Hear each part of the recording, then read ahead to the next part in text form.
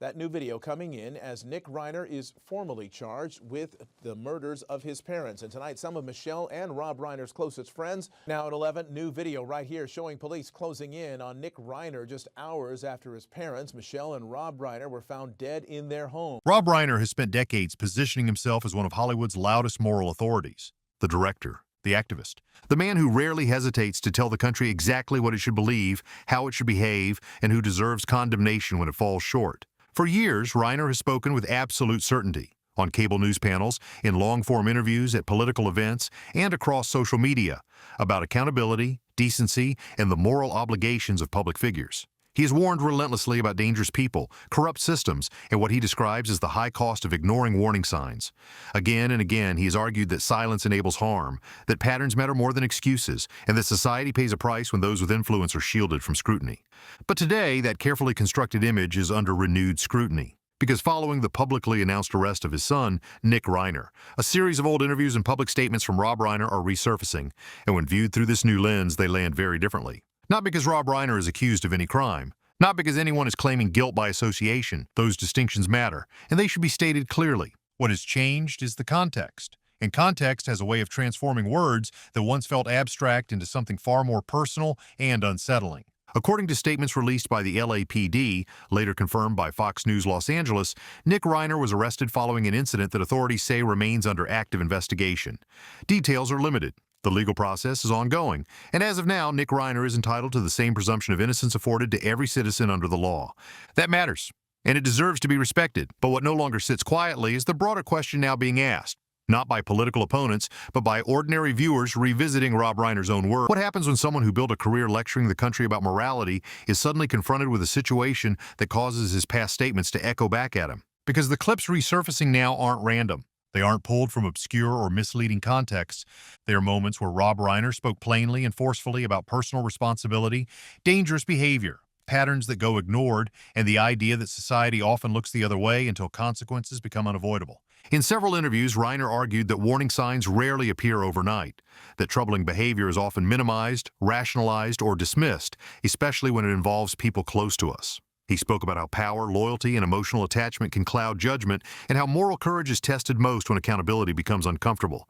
At the time, these statements were received as cultural critiques, observations aimed outward, warnings meant for others. Now, in light of recent events, those same words have taken on a far heavier weight.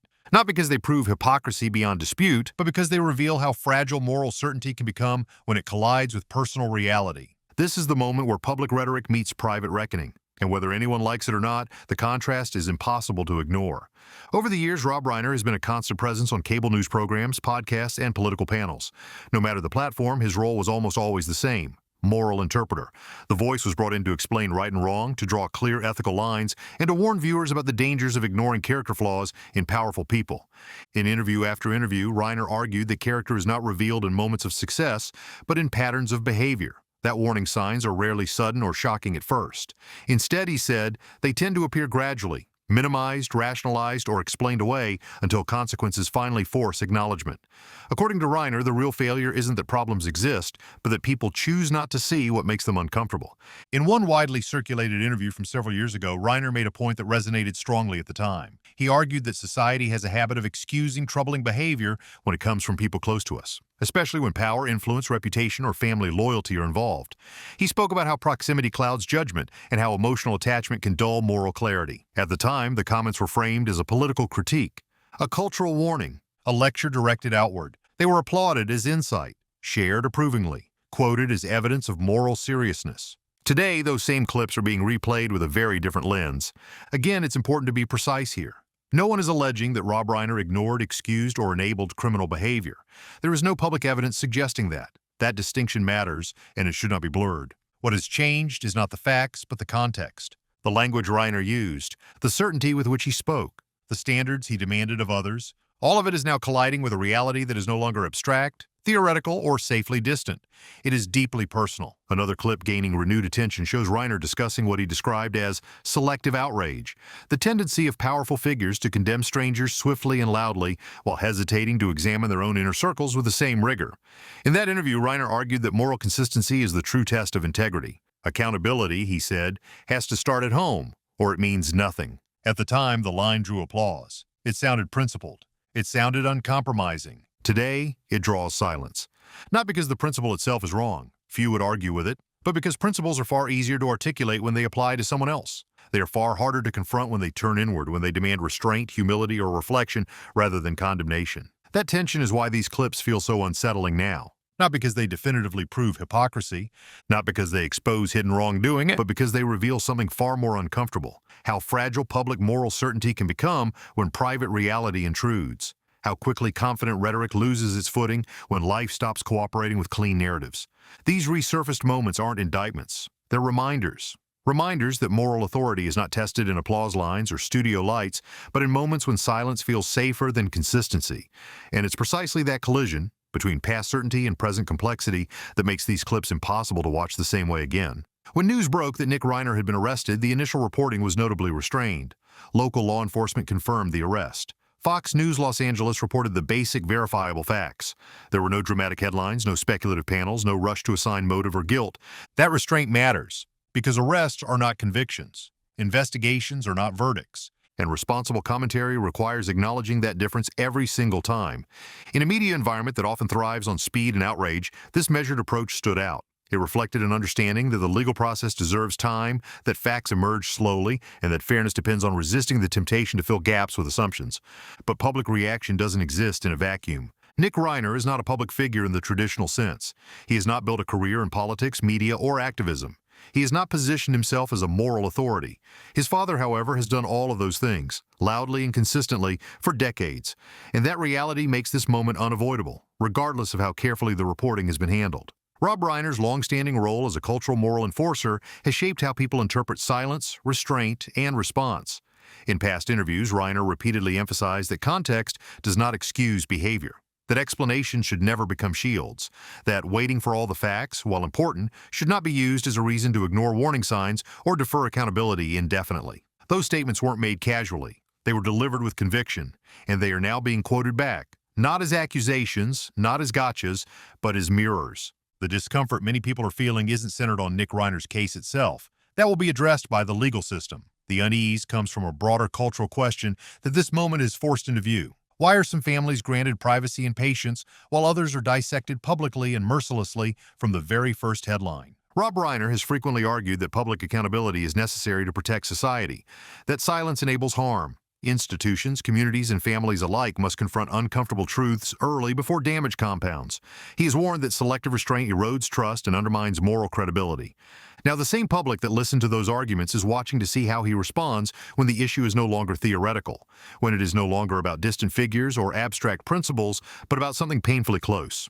So far, Reiner has remained largely silent, and that silence, while legally understandable and perhaps personally necessary, carries a different weight when contrasted with years of very loud moral commentary. Silence is never neutral when placed beside a public record of certainty. It invites interpretation, comparison, and reflection, not because it proves wrongdoing, but because it highlights the tension between principle and practice. This moment is not a verdict. It is a pause. And in that pause, the contrast between what was said then and what is happening now has become impossible to ignore. One reason this story resonates so strongly is because it reaches far beyond one family or one arrest. It taps into something deeper, something many people already sense but rarely see illustrated so clearly. It exposes the uneven way accountability is applied in modern media and how that imbalance shapes public perception. When allegations or arrests involve individuals without cultural protection, the response is often immediate and unforgiving. Headlines multiply within hours. Panels speculate before facts are settled. Social media fills in gaps with assumptions, judgments, and conclusions that quickly harden into certainty. In those cases, restraint is treated as weakness, and patience is framed as complicity. But when the situation touches someone embedded in the cultural elite, someone who has spent years aligned with the right causes, the right narratives, and the right institutions, the tone shifts noticeably. The language softens. The coverage narrows. The urgency evaporates. Stories are stripped of context rather than examined within it. Questions that would normally be asked are quietly set aside. The same media voices that demand accountability from others suddenly discover the virtues of caution, privacy, and waiting. Rob Reiner has benefited from that ecosystem for decades. His public statements are rarely interrogated with the same rigor applied to figures outside the cultural mainstream. His moral judgments are often treated as self-evident truths rather than opinions that deserve scrutiny. When he speaks, the assumption is not that he should be challenged, but that he should be amplified. And that's why this moment feels different. Not because of what the media has done, but because of what it hasn't done. The resurfacing clips weren't promoted by networks. They weren't featured in major publications. They weren't framed as a story worth examining. Instead, they spread organically, shared by viewers who remembered what Rob Reiner said in the past and noticed what he wasn't saying now. That silence, paired with selective coverage, created a contrast that no editorial decision could fully contain. It invited comparison without commentary. It allowed the public to draw its own conclusions without being guided toward one. And that contrast is proving more powerful than any accusation ever could, because it doesn't rely on speculation or outrage. It relies on memory, on recorded words, on the space between past certainty and present restraint. And in that space, trust erodes quietly, not through scandal, but through omission. It's important to pause here, because behind every headline is a family dealing with something real, painful, and deeply private. No serious or responsible person should celebrate that. Legal trouble is not entertainment, and personal crises are not props for public spectacle. Rob Reiner is a father. Nick Reiner is a son facing a legal process that will unfold in court, not online. That distinction matters. The justice system exists precisely to prevent emotion, speculation, and public pressure from replacing evidence and due process. Nothing about this situation should be reduced to clickbait or treated as a source of satisfaction. But there is another truth that exists alongside that compassion. Public figures do not get to separate their moral branding from their real lives when those lives collide with the standards they have spent years demanding of others. That isn't cruelty. It isn't opportunism. It's the natural consequence of choosing to occupy the role of moral authority. And acknowledging that does not require condemnation. It requires consistency. If accountability matters, it matters universally, not selectively. If caution matters, it matters always, not only when circumstances are uncomfortable. If presumption of innocence matters, it matters for everyone, not just for those with cultural insulation or powerful allies. Those principles either mean something or they don't. And this is where the resurfaced clips hit hardest, because they were not careless remarks made in passing. They weren't emotional outbursts or off-the-cuff comments. They were carefully delivered moral judgments, articulated with confidence, repeated across years, and offered as guidance to the public. They were statements meant to define standards. Now those words stand alone, not contradicted, not corrected, not clarified, but unanswered.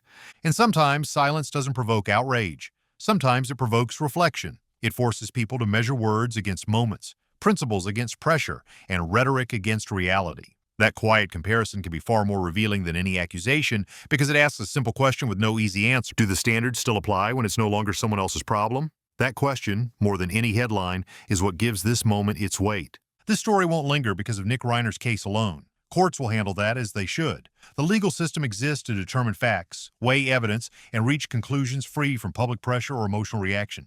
What will cause this story to linger is something larger. It exposes a pattern that many Americans are increasingly unwilling to ignore. A cultural class that speaks loudly and confidently about morality, accountability, and responsibility, but expects privacy, restraint, and patience when consequences draw near to home. For years, Rob Reiner has argued that leadership is revealed not in comfort, but in moments of discomfort. He has said that silence can be a form of avoidance.